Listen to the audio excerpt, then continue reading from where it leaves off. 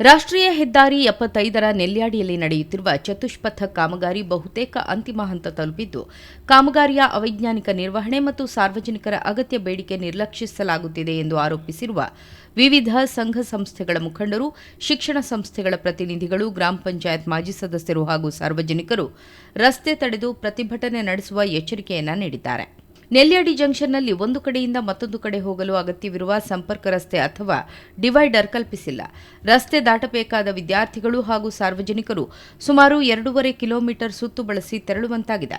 ತುರ್ತು ಸಂದರ್ಭಗಳಲ್ಲಿ ಆಂಬ್ಯುಲೆನ್ಸ್ ಸೇವೆಗೂ ಅಡಚಣೆಯಾಗಿ ಪರಿಣಮಿಸಿದೆ ಎಂದು ಅಸಮಾಧಾನ ವ್ಯಕ್ತಪಡಿಸಿದ್ದಾರೆ.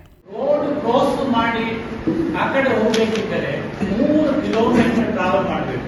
ಇಷ್ಟು ಮಕ್ಕಳು ಈ ರೋಡ್ ಅನ್ನು ಹೈವೇ ಕ್ರಾಸ್ ಮಾಡಬೇಕಿದ್ದರೆ ಯಾವುದೇ ಒಂದು ಫೆಸಿಲಿಟಿ ಇಲ್ಲ ಅಂತ ಹೇಳಿದರೆ ಸ್ಕೈ ವಾಕ್ ಫೆಸಿಲಿಟಿ ಇಲ್ಲ. ಅದರ ವಿಷಯದಲ್ಲಿ ನ್ಯಾಷನಲ್ ಹೈವೇ ಅವರು ಮಾತನಾಡೋದೇ ಇಲ್ಲ. ನಾವು ಇದು ಮಾಹಿತಿಗಳೆಲ್ಲ ತುಂಬಾ ಕೊಟ್ಟಿದ್ದೇವೆ.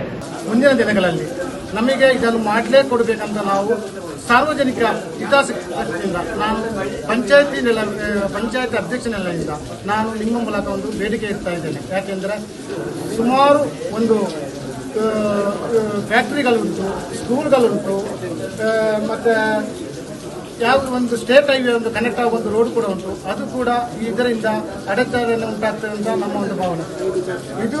ಇದು ಆಗುವ ಮೊದಲೇ ನಾವು NH ಅವರು, KNR ಕಂಪನಿಯವರು ಎಚ್ಚೆತ್ತುಕೊಂಡು ಇದನ್ನು ಸರಿಪಡಿಸಿಕೊಟ್ರೆ ನಮಗೆ ಬಹಳ ಉತ್ತಮ ಅಂತ ನನ್ನ ಒಂದು ಭಾವನೆ. ಪೈಚಾರು, ಅಲೇಟಿ, ಮಾದೇರಿ, ಕೊಳ್ಕೊಟ್ಟು, ಮೊರಂಕಾಲ, ಪಡ್ಡಡ್ಕ ಮೊದಲಾದ ಹಳ್ಳಿಗಳಿಗೆ ಸಂಪರ್ಕ ಕಲ್ಪಿಸುವ ಸರ್ವಿಸ್ ರಸ್ತೆಗಳಿಗೂ ಸಮರ್ಪಕ ಸಂಪರ್ಕ ರಸ್ತೆ ನಿರ್ಮಿಸಿಲ್ಲ.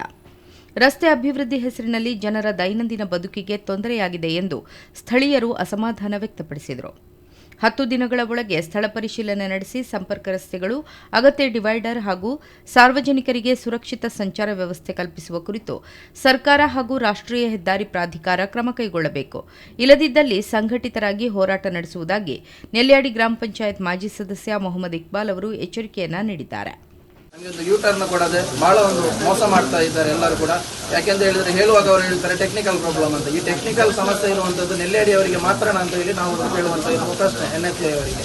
ಯಾಕೆಂತ ಹೇಳಿದ್ರೆ ಬಾಕಿ ಇದ್ದ ಎಲ್ಲಾ ಕಡೆ ಕೂಡ ಯೂಟರ್ನ್ ಕೊಟ್ಟಿದ್ದಾರೆ, ಎಲ್ಲ ಕೂಡ ಮಾಡಿದ್ದಾರೆ. ಇಲ್ಲಿ ಬರುವಂತಹ ಸಮಯದಲ್ಲಿ ಮಾತ್ರ ಇವರಿಗೆ ನಾವು ನಿಮಗೆ ಟೆಕ್ನಿಕಲ್ ಸಮಸ್ಯೆ ಇದೆ, ಮಾಡ್ಲಿಕ್ಕೆ ಆಗುದಿಲ್ಲ ಅಂತ ಹೇಳುವಂಥದ್ದು.